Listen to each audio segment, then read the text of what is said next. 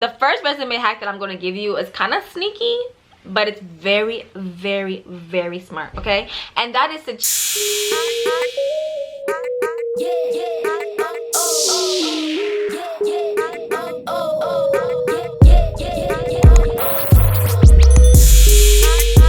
Hello kings and queens, thank you so much for tuning into this video. Today we're going to do a very awesome video, okay? We're going to talk about 5 resume hacks that you can use to have an amazing resume, and you can also click the link down below that will have a resume template just for you that you can use and customize for yourself that I have made myself, okay? And actually this is a resume template I've given to a lot of my friends and family for free, but like, here you go, it's the gift for you for watching this video.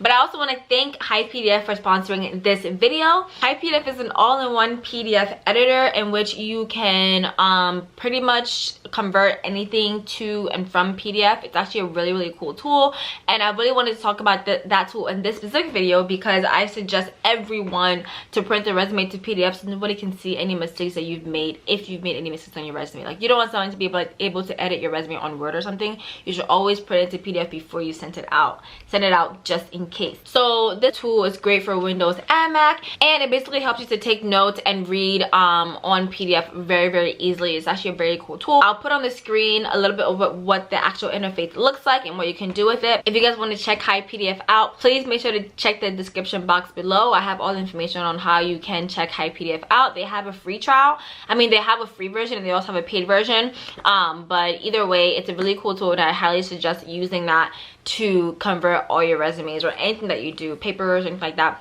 to PDF, because also it's best practice just so that people cannot edit anything that you've done, and also they cannot see any mistakes that you might have on your resume or papers or anything like that. So click the link down below and check out HiPDF. Before we get into this video, please make sure to subscribe and join the kingdom. Over here we talk all about how to rate your young professional life through Christ. I do finance videos like this, career videos, and also I talk about my life as a consultant a lot on my channel. And yeah, I dare you to binge watch my videos because I promise that you will gain actual value and insight from them. And come back and let me know in the comments what you thought of my videos. The first resume hack that I'm going to give you is kind of sneaky, but it's very, very, very smart, okay? And that is to change your job titles in your resume depending on what you're applying to, what job you're applying to. So what I'm trying to say is that sometimes, right, in one role, for example, I'm a consultant, right? But in my consultant role, I do customer service because every single client is a customer to me, right? I do training because I have to train the client on a certain tool if I'm implementing it. I know like different what's it called, financial systems that I can actually like build reports in, like that. That's a skill that I have. What else? I know how to present. I'm a really good presenter when it comes to selling something or explaining something in a room, leading meetings. I'm really good at that. Project management, I do that as well on my project. So like I can literally go on and on and on about like the skills that I've gained from being a consultant thus far, right? But my actual name, my job title is management consultant. So if I'm going to apply to another position, for example, right, that's really focused on training or really focused on project management, if I put management consultant, what are they going to gain from that? Instead, what I could do is maybe put project manager and explain my experience as a project manager, because I have legitimate experience as a project manager. Like I know project management tools, I know how to run a work stream, things like that. I know how to keep things going, keep people on track, task management, all that stuff. And I'm not lying about my experience, but I'm just changing my job title, right, on my resume so that they understand that I really, hey, like I really have this real project management experience and I can bring this to your company. So it sounds kind of sneaky, but it's really not actually, because like in a role you can have so many positions, so many you know, so many roles, right? And sometimes like a company might not understand what a management consulting at blah blah blah does, right? So in order for them to really understand what you've done and what your experience is, you sometimes just need to change the role title to be something that's more broad and understandable to anyone, right? So they don't have to sit there and think about, okay, what does a consultant really do? Because if you're honest, nobody really knows. And if you want to know, I have a video about that actually. I'll link it up above and put it in the description box. But a lot of people don't know what consultants do. So instead of putting management consultant, I'm going to be a little bit more specific about what my role was depending on where I'm applying to. So think about doing that. The second resume hack that you should be using is to cater your resume to every single job that you apply to. This may be a very exhausting process, but maybe you can do it for like 5 to 10 jobs that you really want, and then like kind of pick and choose which ones you can reuse. But this is such an important thing, because I was literally sitting in one of my client meetings, and like one of the clients were talking, because she's like currently going through a hiring process right now for a new team member. And she literally was like, oh my gosh, like I had 40 people apply, I had 40 resumes to go through. Like she printed them out, and she was going through them, and she was like, and I was just throwing anything away that was not, that she was throwing any resume away that didn't clearly express that they had experience in the field that she was trying to hire in. Because the person might have had experience, right? But they were not very specific about the role that they've done or the experience that they've had that has to do with, you know, that job. So for example, like going back to my example of being a consultant, so I'm a consultant, right, and I'm applying for a project management role, and on my resume I put management consultant, and I explain like broadly what I've done as a management consultant, right? And I'm not very specific about my project management skills and my project management role during my consultancy. How is the client, or how is the hiring person, manager, gonna know that, hey, this person actually has really real life experience being a project manager? They won't know unless I'm very specific about it, right? So that's so vital, because literally your resume will get thrown out because they'll scan it and they'll be like, why is this person applying to this job? Like, it's like you applying to an IT job and said that you have no certifications or you have no experience in the IT role. Why are you applying? It's kind of like that. So you really want to make sure to cater your resume to the specific job that you're applying to. And one great way to do this is literally to read the job description, read the qualifications, read what you'll be doing, and take those words and put it in your resume. Like, it's literally that simple. If you do like if you do subject lines, put it in there. If you you know, have like a summary of qualifications, which would be my next point, put those in there. But like, make sure that you make it very clear to the hiring manager that, hey, I have this experience and I can bring this to your company. So important. You can actually do this by also searching words. So it's kind of like search optimization, right? Like you can go on Google and like find tag words for different types of jobs, right? So say I'm really trying to be a developer, I'm gonna look up what kind of words do these people use. And the best way to do that, and something that I've done, is to literally go on like Indeed or something like that and look through all those job descriptions that people are trying to hire from, and look at the words that they use and find what is being repeatedly used for those type of jobs and put those in your resume. Because then you know what the hot words are for that field, right? Even if you're not even that good at this, like online, type in project manager or whatever you're applying for, see what the role people are trying to hire for, and then see what words are being like repeated. Pick those words, put them in your resume. Easy, because at least you'll know for sure that these are the types of skills and the types of things that companies are looking for a role such as a project manager. So that's a really great way to cater your resume to the role that you are applying for. Super important. My next tip is to front load your resume so that they don't get tired of reading through all your stuff. And for me, the best way to do this is to have like a summary of qualifications.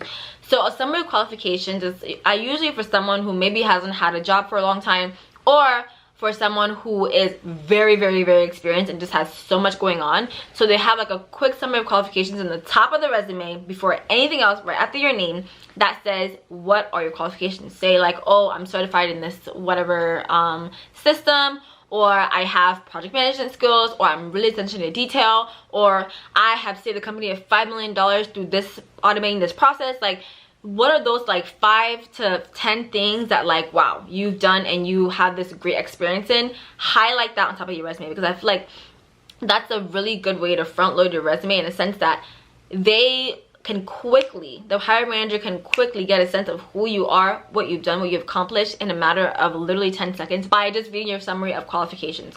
Now, as they go in your resume and they read more and more about your experience and things like that, they'll see how you were able to gain those skills or whatever, that experience or that win that you had in your summary of qualifications. But at least they don't have to do that in order to find out what are those great things. I always recommend this for people, again, who haven't had a job for a long time, or people who are very, very, very experienced, because when you have so much going on, it can take a while for, you know, someone to look through that resume. But if you have a quick summary of things that you've done, goals that you've reached, like impact that you've made at companies, it is literally going to be golden for you, especially if you try to quantify them.